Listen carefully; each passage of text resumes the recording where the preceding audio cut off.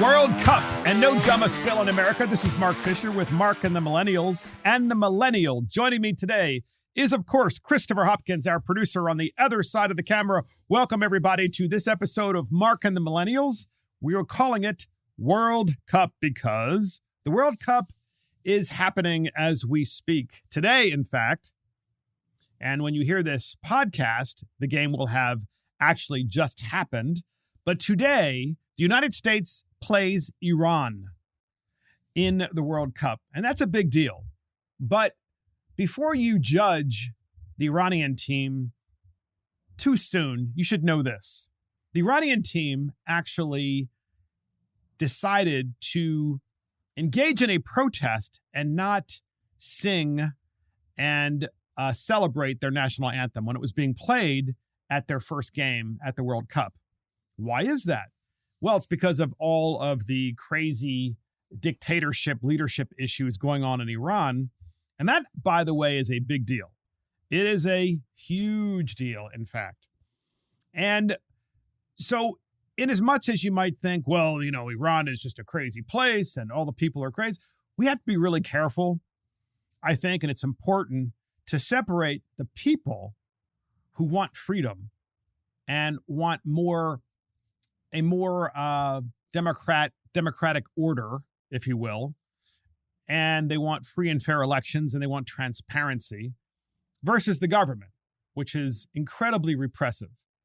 Iran, for example, has a morality police. A lot of people don't even realize that. They have think about that, a morality police. And the purpose of the morality police is to make sure that you dress a certain way. I mean, think about the same thing in the U.S. where you have people who are men dressing as women and women dressing as men, and we call them transgender, and so forth. Imagine if you were to do that in Iran. In Iran, of course, the morality police would probably make sure that you disappeared and never came back, probably killing you. In the U.S., you're allowed to do these things, and you're allowed to live your life freely and make really bad choices if you want to. And of course, on this podcast, we've spoken many times about the trans matters where the left is trying to push trans inside of children's schools, inside of schools where there are children, K to 12. And that's where we draw the line and say, look, this is just ridiculous. Do what you want as an adult, which is what we always say. But why do you have to include children? Which we're also going to talk about later on in this podcast, which is how the Washington Post has decided to side with and maybe even promote pedophilia. No lie. Can't make this stuff up. So anyway, we're calling the podcast World Cup because Iran is playing the United States and the Iranian team is not on board with the leadership of Iran. I think most of the people in Iran are also tired of the current regime, which is really a theocracy combined with a dictatorship and authoritarian regime where there's no rule of law, meaning that you never have your day in court because you just disappear. You know, it's like there is no jury, there's no judge. You're just executed and you're gone, you're done. You can't make that mistake again. You don't get a second chance. You don't get in front of a jury of your peers. You're just killed because you did something the regime doesn't like. So as a result of the Iranian regime kind of hanging on to power, and we see the incredible bravery of the Iranian team not singing their national anthem, there was a reporter at a press conference with the World Cup captain of the United States. So I have to set this up. So Tyler Adams is the captain of the United States national team. So he's the guy that has been chosen to be the captain of the soccer team that is representing the United States at the World Cup in Qatar. Some people call it Qatar. I remember growing up, it was always like Qatar. And I guess there's Qatar, there's Qatar. Honestly, I'm not sure what to call it. I'm going to call it Qatar because that's kind of what I hear sometimes in the news. Sometimes I hear Qatar. So you have Tyler Adams, the captain of the U.S. national team. He's at a press conference And guess what happens? He's ambushed by an Iranian reporter. The Iranian reporter decides to kind of make fun of the United States and also talk about how the United States is an inherently racist country. Tyler Adams, ladies and gentlemen, clearly has one black parent and one white parent. And he kind of alludes to that in his answer to the question. We're going to play this entire clip for you so you have an opportunity to really listen to how the Iranian government has a press that it's not a free press. Its whole purpose is to engage in propaganda. And we're going to expand on that reporter and the lack of free press in Iran and how reporters must only work for the government, and talk about what's happening in the United States and why this is exemplary of what we don't want to become in the United States. So here's a reporter asking Tyler Adams a question, and listen to how gracious Tyler Adams is in his response. We have that clip, and here it is. You say you support the Iranian people, but you're pronouncing our country's name wrong. Our country is named Iran, not Iran. Please, once and for all, let's get this clear. Second of all, are you okay to be representing a country that has so much discrimination against black people in its own borders? And we saw the Black Lives Matter movement over the past few years. My apologies on the mispronunciation of your country. That being said, there's discrimination everywhere you go. One thing that I've learned, especially from living abroad in the past years and having to fit in different cultures, is that in the U.S. we're continuing to make progress every single day. I grew up in a white family with obviously an African American heritage and background as well. So I had a little bit of different cultures, and I was very, very easily able to assimilate in different cultures. So not everyone has that ease and the ability to do that, and obviously it takes longer to understand. And through education, I think it's super important. Like you just educated me now on the pronunciation of your country. So it's a process. I think as long as you see progress, that's the most important. What thing. A gracious answer! That was a gracious answer of Tyler Adams. I mean, he had an opportunity to jump on the BLM movement if he wanted to, and talk about how the U.S. is inherently racist and how awful it is. He had that opportunity. I mean, the reporter was giving him an opening intentionally because, remember, this is an Iranian reporter who's totally corrupt because he works for the government and decides to say to Tyler Adams, it's not Iran, it's Iran. You don't know how to pronounce it. And, Tyler's like, hey, look, I apologize. I'm sorry. Folks, in the United States, we have different regions. In the South, I would imagine you probably say Iran, because it's a language thing. That's the way the language differentiates. The English language does, depending what part of the region. Look, where I grew up, people said ambulance. That's no kidding. Not ambulance, ambulance. All right. Very Southern. So I'm pretty sure Tyler Adams was in no way, shape, or form. In fact, we all know he wasn't making fun of Iran by saying Iran, but the Iranian reporter decided to tag onto that so that he could add, how about the United States being a racist country? What do you think about that? And Tyler Adams was so gracious. He's like, we make progress. I have a unique knowledge of this because obviously he has one black parent and one white parent. And he's been able to go between two different races very smoothly because of the way he was raised.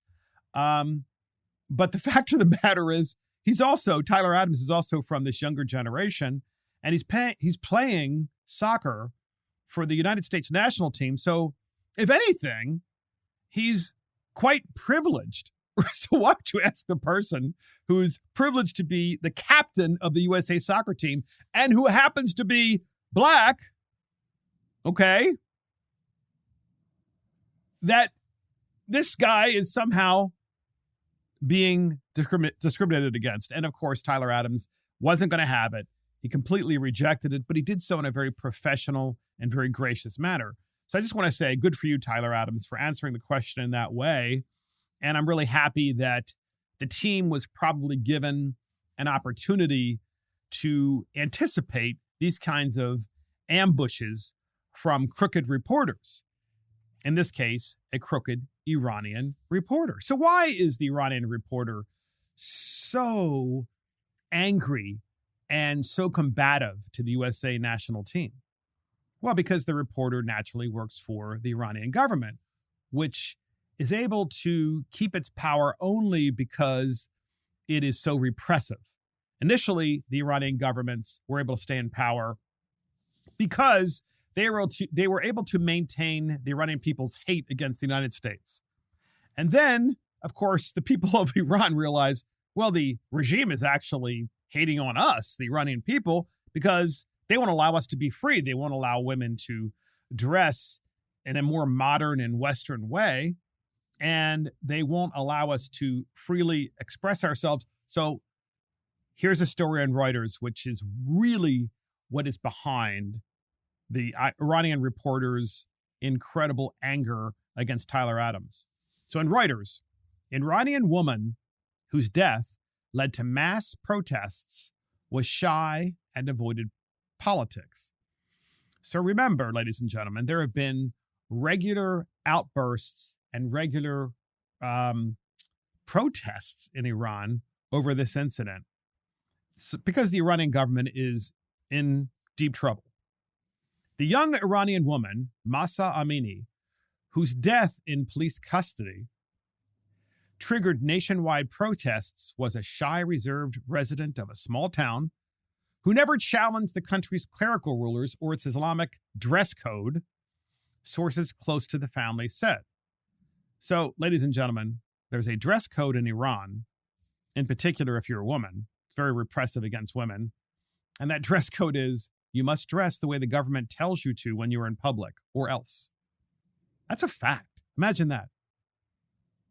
So Amini, from the northwestern Kurdish city of Saqqez, died 3 days after she was arrested in the hospital. So in other words, she was arrested, taken to police custody, and then she then had to be transported from jail to the hospital. After she fell into a coma mysteriously while in police custody. It sparked the first big show of opposition on Iran's streets since authorities crushed fuel price protests in 2019 in which 1,500 people were killed. Remember, people were protesting in 2019 over fuel prices, and 1,500 of those people, the protesters, were killed by the Iranian regime. Authorities deny beating Amini and insist in a statement that the cause of death was sudden heart failure, possibly from pre-existing conditions. But the family has denied the 22-year-old had any previous health issues. Amini minded her own business and steered clear of politics, two sources close to her family said, traits that most Iranians hope would keep them out of trouble in the Islamic Republic of Iran. But on September 13th, Amini would pay a heavy price for not paying attention to every detail of her clothing as she and her family visited her uncle in Tehran, which is the capital of Iran. She was arrested as soon as she stepped out of the train in the evening. Amini was suddenly confronted by the morality police. Ladies and gentlemen, that is a fact. Think about that. The morality police, which work for the government, a force tasked with detaining people who violate Iran's dress code in order to promote virtue and prevent vice. The typical unit consists of a van with a mixed male and female crew that patrols or waits at busy public spaces to police non-proper behavior and dress. Her crime? Wearing tight trousers. Okay? Not shorts, trousers. Amini and her brother begged for mercy, saying that they were not familiar with the rules in Tehran. She was begging her brother not to let them take her. Her brother waited in front of Vazera Morality Police Detention Center for her. But after 2 hours, an ambulance arrived to transfer her to a hospital. The family eventually found Amini at the Khazra Hospital.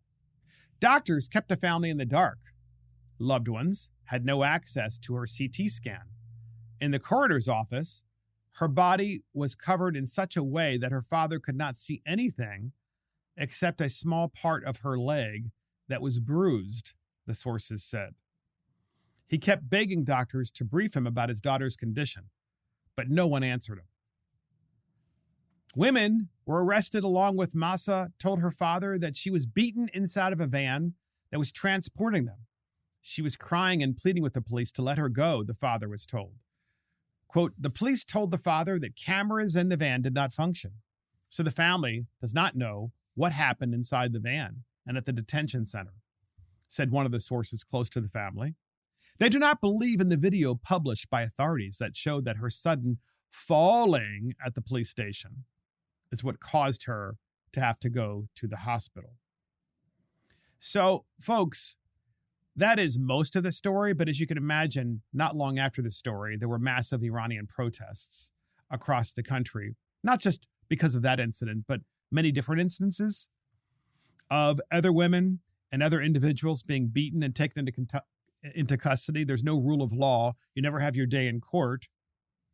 You just are immediately adjudicated by the morality police and in this case, obviously murdered. And so this matters because the Iranian reporter that asked Tyler Adams about the United States being an inherently racist nation, and how dare you say Iran and not Iran, it's disrespectful to the Iranian people, they're trying to redirect. That's what authoritarian and despotic governments do.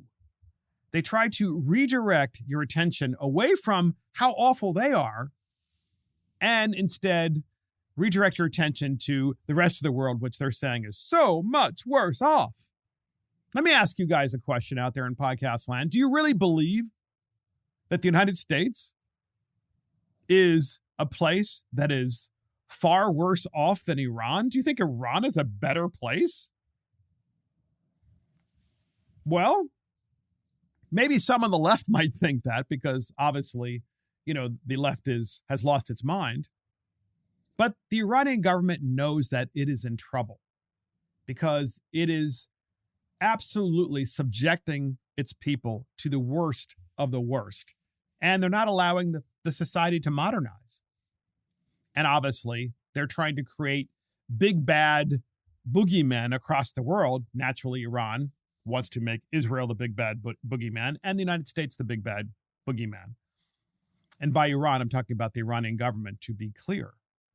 So then there was another press conference, and this time the press conference was with the gentleman who's the head of the Iranian soccer team, the Iranian national team, which, by the way, will be playing, as I mentioned earlier, the United States today in the World Cup. So Alireza Jahanbakhsh, I believe I got that name correctly, he is the captain of the Iranian soccer team, or at least one of the captains of the Iranian national soccer team. He was also in a separate press conference, and the press asked him, they try to suck him into, of course, the political world, which is, kind of reprehensible to do that to athletes, because I don't like it when the NFL gets all woke, and because it is woke. I don't like it when any of these sports try to engage in politics in terms of not the politics of what's happening within the team, but rather the politics of the national politics. I think just stay out of it. It's a sport, right? We're supposed to be going there to enjoy it. Oh, well, but this is the World Cup. So you're playing for your national team. It's national pride. So Alireza Jahanbakhsh, he was also one of the persons that did not sing the Iranian national anthem. And naturally, of course, is terrified of his government, even though he didn't sing the national anthem, is asked the question. We had that exchange, and here it is. And I'm going to start with this, that obviously is going to come up. Similar question, maybe next question, definitely.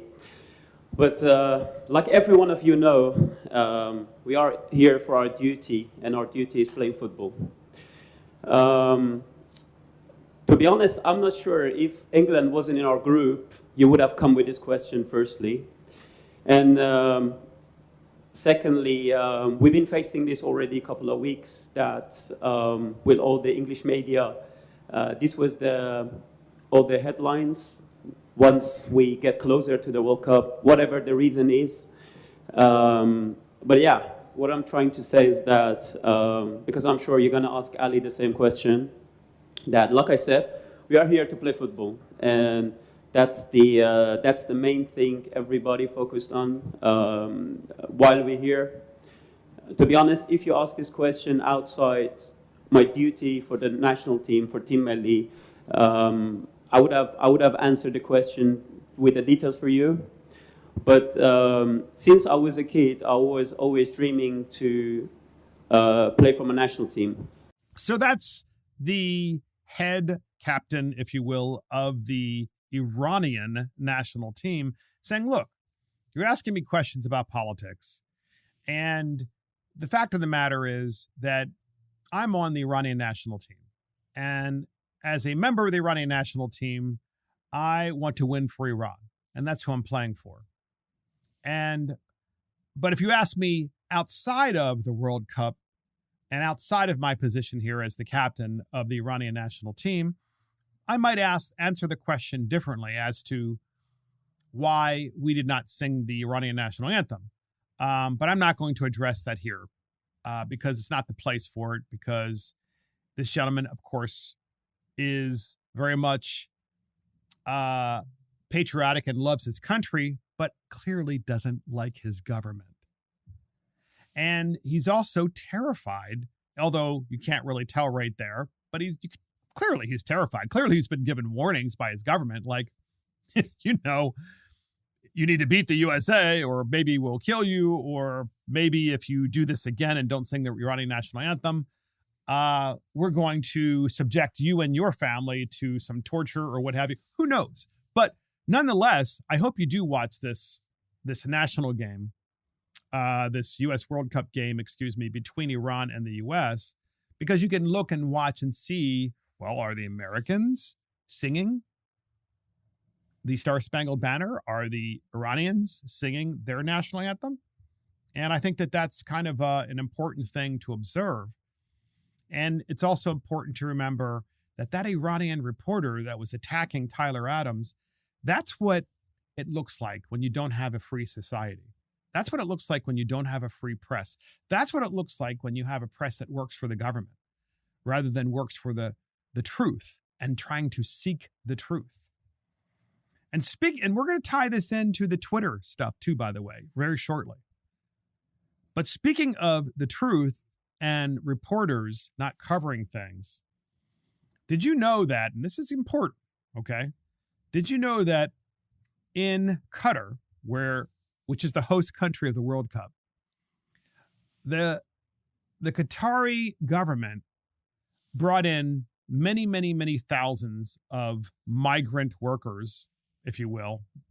They call them migrant workers, but many people believe they're actually kind of like de facto slaves, came into the country to build all of these stadiums and to spruce up the place for the World Cup. So a Qatari official says that worker deaths for the World Cup during the construction process are between 400 and 500. This is in the New York Post. Now, you're not going to find this, by the way, in very many newspapers, because God forbid if they actually cover the fact that an Arab country in the Middle East hires slave labor, which of course is disgusting. But unfortunately, that's what these countries do, these Arab countries do, because they are kingdoms, right? They're run by a royal family. There's no check and balance system in place. So a top official linked to Qatar's World Cup organization has estimated that as many as 500 migrant workers, died while building the $200 billion tournament complex in Doha, a much higher number than previously stated. Think about that, ladies and gentlemen. Qatar spent $200 billion with a B dollars building all of these stadiums and sprucing up Doha, the capital city of Qatar.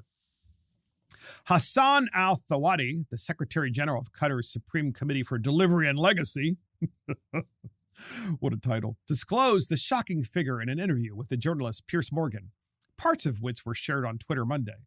Speaking from a location near the controversial tournament site, Morgan asked Al Thawadi for an honest, realistic total of migrant workers who died as a result of the infrastructure project that began under construction in 2014.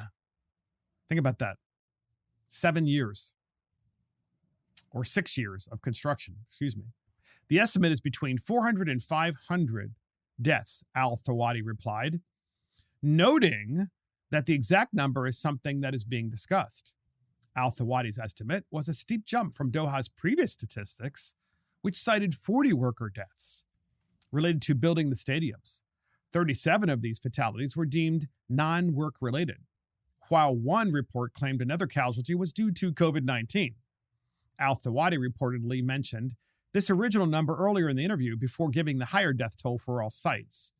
While Al Thawadi praised the construction crews for updating their regulations when it was clear improvements had to happen, his comments are likely to reignite the intense human rights scrutiny that hovered over the World Cup's kickoff earlier this month. Quote, for him now to come and say there are hundreds is shocking, Mustafa Quadri, the executive director of Equitum Research, told the Associated Press. They have no idea what's going on. Quadri's concerns dovetail with a previous statement by Amnesty International, which cited evidence of the appalling living conditions, delayed salaries, and forced labor endured by migrant workers from Bangladesh, India, and Nepal. So, obviously very, very poor countries, Bangladesh, India, and Nepal. So naturally, they're sending the poorest of the poor from those countries to Qatar. And those individuals are working in a place that is ungodly hot. And they weren't even being paid on time, according to some reports. So the amount of criticism aimed at both Qatar and FIFA prompted celebrities, including Dua Lipa and Shakira, to either bow out of the opening ceremony or deny any affiliation with the event. Oscar winner Morgan Freeman was subsequently slammed for his role in the event, during which he narrated a segment of the elaborate spectacle. Kind of funny, right? You know, jeez. Qatar is also under fire for its stance on LGBTQ plus rights, particularly after a World Cup ambassador said gay people have damage in their mind. FIFA discouraged players from wearing One Love armbands, prompting the German team to cover their mouths in protest before last week's face-off against Japan. Al Thawadi's statement invites other questions about the accuracy of the government's and private business oversight of worker injuries and deaths across the Gulf region, where the area's iconic skyscrapers are built by laborers from Sri Lanka, India, and Pakistan. Previous reports already claim that the officials are conscripting civilians, only 380,000 of whom are Qatari nationals, to work security at the 29-day tournament. So they have a picture here of some of these construction workers. And obviously, these are incredibly hardworking and wonderful people. But as you can imagine, it's ungodly hot to work in the kingdom of Qatar. And it's probably not something that you would do unless you had to.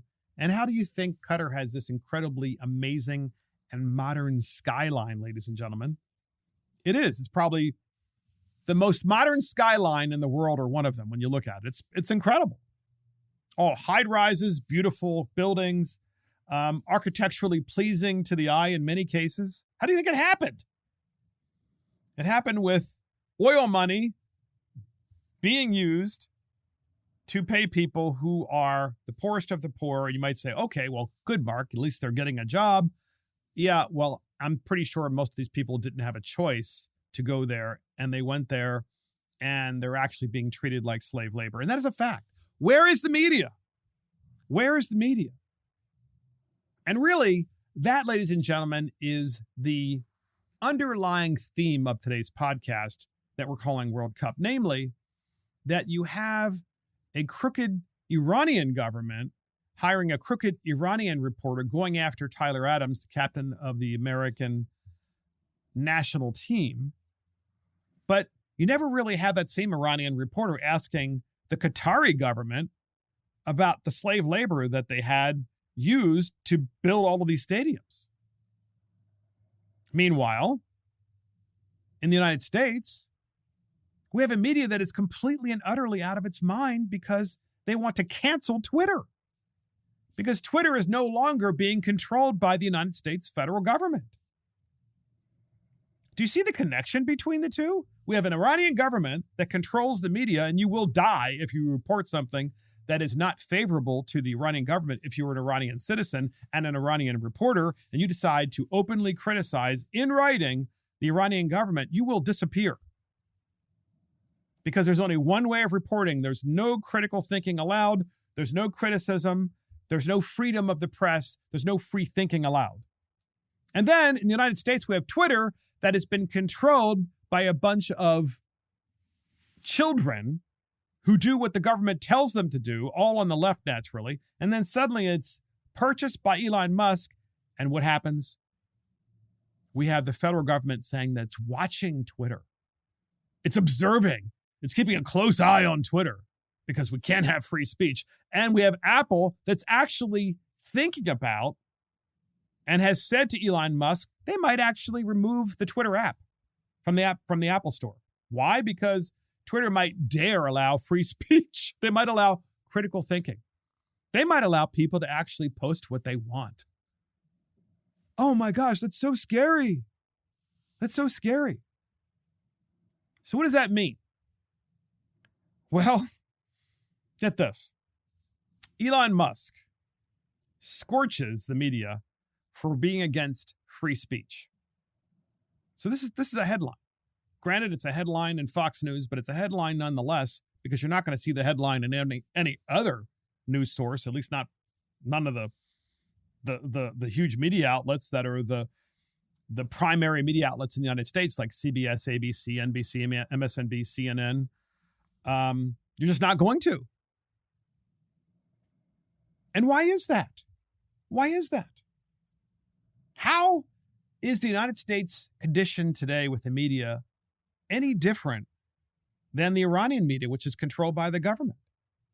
Because this is the media that we've been living under since 2020, since Joe Biden's election. And actually before then, when Trump was president of the United States, the media had lost its mind. And we realized for the first time, at least I did, I'll speak for myself, I realized for the first time that we really don't have a free media in the United States. It is not free because social media and all the tech companies are controlled by the government and people that are on the far left. And they literally don't allow anyone else to have any other say in what is going on, because what you say and what you post, no one ever actually sees.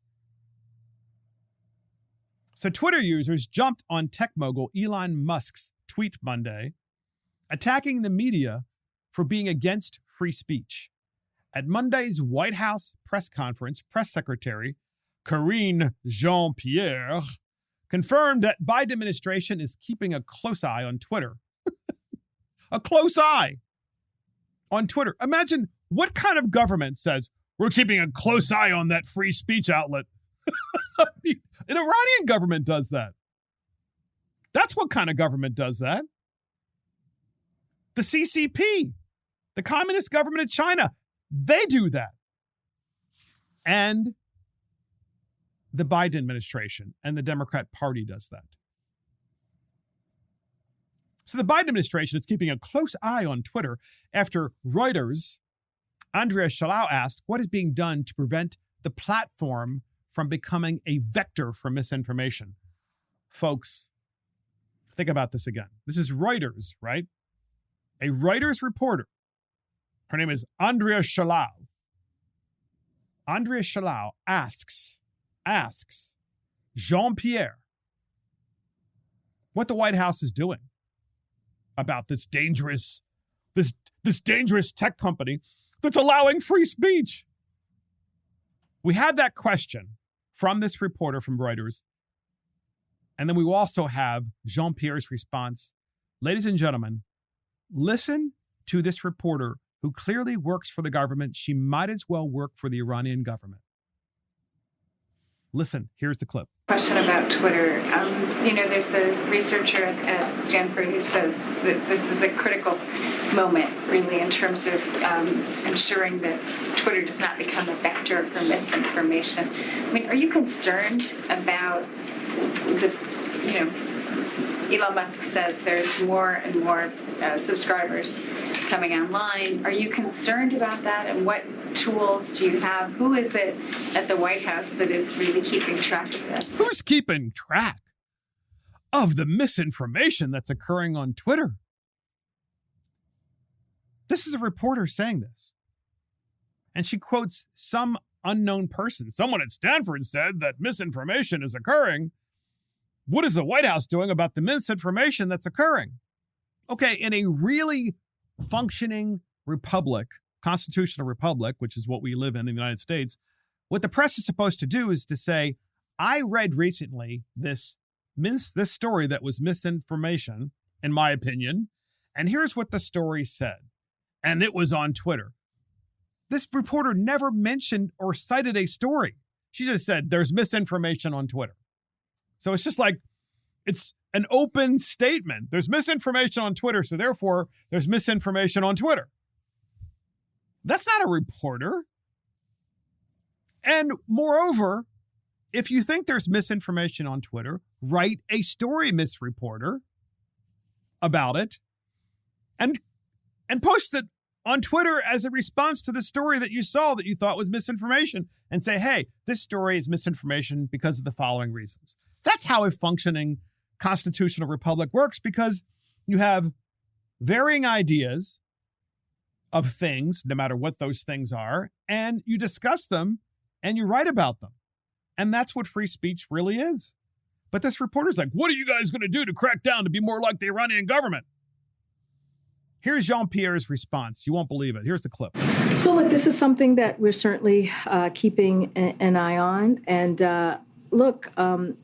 we have always been very clear and that when it comes to social media platforms, it is their responsibility to make sure that when it comes to misinformation, when it comes to the hate that we're seeing, that they take action, that they continue to take action. Again, we're all keeping a close eye on this. We're all monitoring what's currently occurring, and we see it with our own eyes of what you all are reporting, and just for ourselves, what's happening on Twitter. This is the federal government, okay? The government of the United States saying it is monitoring what is happening on Twitter. It is monitoring the media. It is monitoring free speech. We are monitoring free speech. That's not the purpose of the federal government. This is where all of us across this country, all of us, no matter what side of the aisle you were on, should just flip the bird to the federal government. I mean, that's what a normally functioning constitutional republic would do. Is like, who do you think you are? It's a free platform. It's free speech. The guy that bought it wants people to be able to freely say what they want to say. And if you disagree with something that is said, then just write something that is going to support your ideas and is going to basically rebut what that person wrote. That's the way things work. So the reporter asks Jean-Pierre, because we played the reporter, then we played Jean-Pierre. I want to reread what the reporter said, because you may not have heard the very beginning of what this reporter said. And we'll play the reporter's thing again if we can, that reporter that asked Jean-Pierre the question. But I'm going to read what she said first. The reporter says, quote, and you tell me whether this is how a reporter asks a question. Quote, there is a researcher at Stanford who says that this is a critical moment, really, of ensuring that Twitter does not become a vector of misinformation, the reporter said. Now, ladies and gentlemen, there is a researcher at Stanford. A normal reporter, a real reporter, would say, a Stanford researcher named blank, John Smith, has said that, but naturally, this is what the left does. This is, in and of itself, misinformation. If you can't cite the person's name, the person, as far as we are concerned, doesn't exist. This is the same thing that we can all use in any conversation. Well, I'm going to debate an issue, right? Well, researchers have said that. No, No researchers have said that unless you cite the research. This is not a real reporter. Listen to this again. I just want you to hear this and say to yourself, does this person work for the government as a government reporter? And the answer is hell yeah. Listen, here it is. Question about Twitter. There's a researcher at Stanford who says that this is a critical moment, really, in terms of ensuring that Twitter does not become a vector for misinformation. I mean, are you concerned about Elon Musk says there's more and more subscribers coming online. Are you concerned about that? And what tools do you have? Who is it at the White House that is really keeping track of this? Can you believe that? Are you concerned? A reporter asking, are you concerned, White House, that more and more subscribers are coming online at Twitter? According to Elon Musk. Elon Musk has said that more people are signing up for Twitter accounts, probably because people are really yearning for free speech outlets, which is why more and more people are signing on to Twitter and becoming a Twitter subscriber. And this reporter is like, are you concerned that more people are becoming subscribers of this free speech outlet? It's unbelievable. This tells you everything that you need to know about what has been happening since Donald Trump took office with the media, how they lost their minds, and since that media has been consolidated under Joe Biden's government. We have a state media in the United States right now. It's a state-controlled media. We are no different from Iran's media. Iran's media is a state media. Our media is a state media. And they want to continue that state media by crushing Elon Musk's Twitter.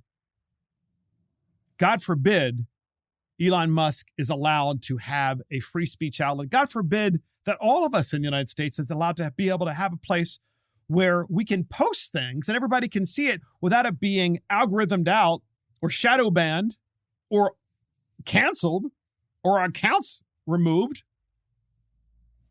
So political commentator Dave Rubin shared a video of the exchange condemning the reporter for advocating for the government to intervene in social media. Musk responded by calling out the media for acting against free speech with regard to Twitter. Quote, absolutely insane watching the machine go after Elon Musk for defending free speech. This whole exchange is kabuki theater, from the ridiculous leading question by the journalist to KJP's, Karine Jean-Pierre's, obviously pre-planned response, Rubin tweeted. So, folks, you knew that question was planted by the White House with a crooked state media Reuters reporter, which is why you got the response from Jean-Pierre. We're keeping an eye on that company. Yeah, we're going to monitor that company, closely. Musk tweeted in response to Rubin, quote, why are so many in the media against free speech? This is messed up. Folks, this is just incredible. We have one man in the United States who has the wherewithal, the money, to buy Twitter, and he's on our side. And you know what our side is? The side of freedom and free speech, the side of liberty. Several social media users agreed with Musk, telling him that the mainstream media is now determined to limit free speech. Yeah, they've been determined to limit free speech. Quote, their worldview doesn't rely on truth. It relies on emotion, and truth interferes with that. Freedom of speech interferes with them controlling the narrative, and here you are to flip that, Red State columnist Buzz Patterson tweeted. Radio host Jerry Callahan wrote, quote, it's so messed up, so wrong, so un-American. Musk should be viewed as a hero for what he's doing for free speech. Instead, the media want the federal government to crush him. It's insanity. Quote, this is about raw power and control over the flow of information. The same principle underlies the battle over Spanish language disinformation, director of MRC Latino Jorge Bonilla explained. They're literally scared to death of Twitter 2.0. Massive implications for the future, especially in politics, PJ Media columnist Ryan Ledenkecker commented. Florida Congressman Byron Donalds wrote, "The media loves freedom of the press, but free speech opens the door for the media to be challenged." So anyway, this all goes on and on and on, this exchange back and forth. And I'm reading this to you, ladies and gentlemen, because we have this game today, and it's a World Cup game between the United States and Iran.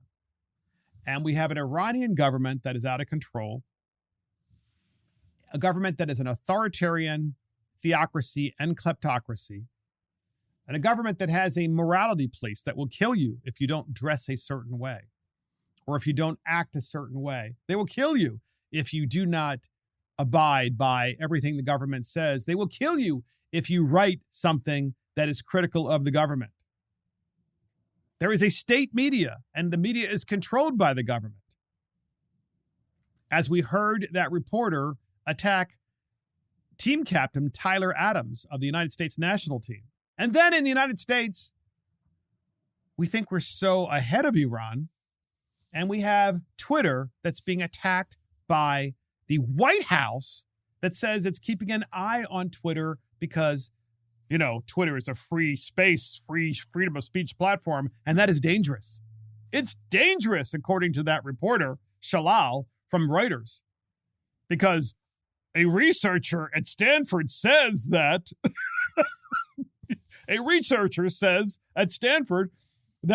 Twitter is a platform for misinformation, and that furthermore, Twitter is getting a lot of subscribers. And what are you going to do about that, White House? I mean, folks, this is crazy. Where are we living? And I think the answer is simple. We've been living. We have been living in this crazy time in the United States. It's been this way for years now. It's been this way since 2016, when Donald Trump won the White House. And the state-controlled media has been in charge since 2016. And it has solidified, the state-controlled media has solidified its control over speech in the United States by colluding with the federal government as well as with big tech. And this World Cup is exemplary of how bad off our country truly is as it relates to free speech when you compare us to other parts of the world that are engaging in egregious behaviors, and you can't even speak about it. And then in this country, you just want to talk in general openly about things on Twitter, and you're being told that the guy that owns Twitter is evil and scary. Probably one of his own colleagues, Elon Musk's colleagues that have worked with him for years in PayPal, have said he's a once in a 100-year engineer, a once in a 100-year engineer. Every 100 years, an engineer with his brilliance comes about.